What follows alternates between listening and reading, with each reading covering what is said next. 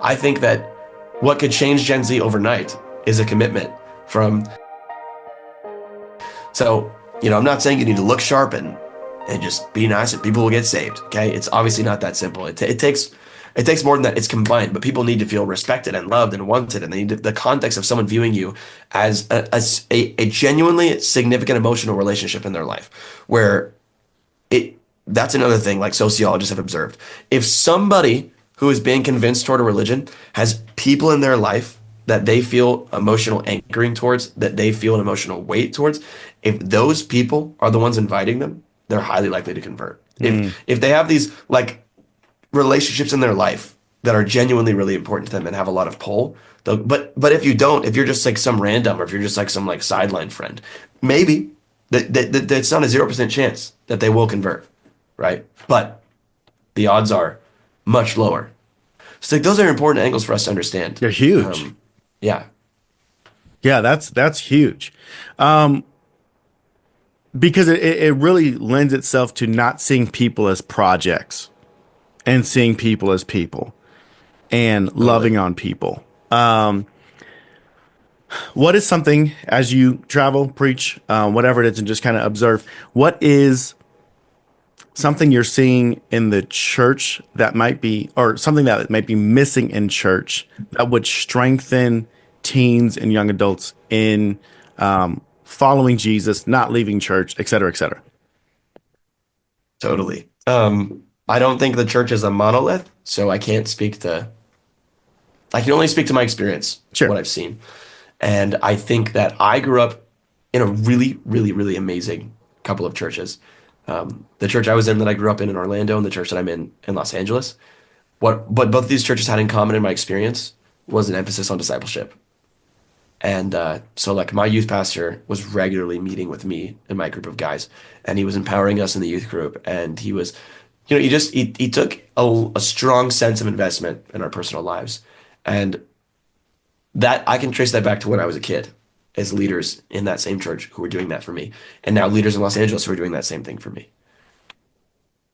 I have a connection to the church that could not be easily broken.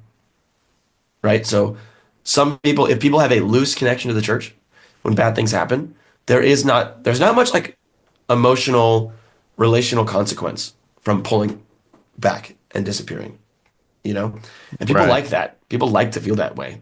People like to be shaky in their commitments so as to avoid that kind of conflict. But when you have like a deep emotional investment because people are pursuing you and they're chasing you down, I'm not saying that's a 100% prevents people from ever leaving, but it does something to people where Yeah. leaving becomes like really hard. And I think church should be the kind of place that's really hard to leave. Yeah. I'm not saying we should play mind games on people to convince them to never leave. I'm just saying church should be the kind of place that people feel like they could never leave because it's so central to their life. And I think friendship, but specifically discipleship relationship changes that. I think that what could change Gen Z overnight is a commitment from boomers and Gen X and millennials to go, I am going to personally disciple someone younger than me. And that carries through. Like I hope boomers are meeting with Gen X and also with millennials. And like I just hope it's like an intergenerational thing where it's not just like only meet with generation one step down from you. Because I think Gen Z needs to meet with some gray hairs. And with some parents of teenagers and with some young millennial parents. They just like it's just not going to be a one size fits all. But here's what they need. They need to be discipled.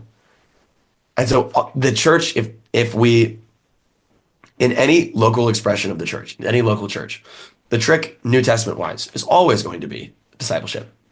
Everybody is being discipled and poured into and shaped and formed and shepherded in a healthy, great way. That's the game changer. If the whole church can agree, everybody here is responsible to grab someone who is newer or younger in the faith and lead them and take care of them and pour into them. That would be a forever game changer.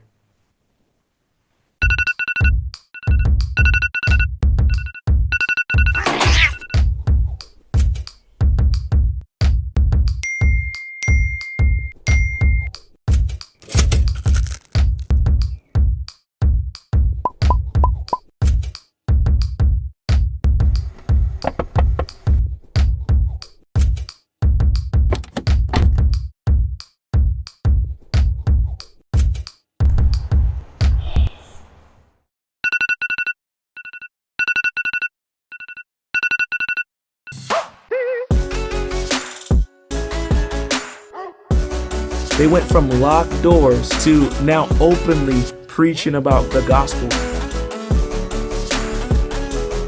Whenever somebody's like, I don't have time to read my Bible, I'm like, what is your routine like? God lived as a man and died and rose again to offer to us a different kind of life, a life that's not vain and empty.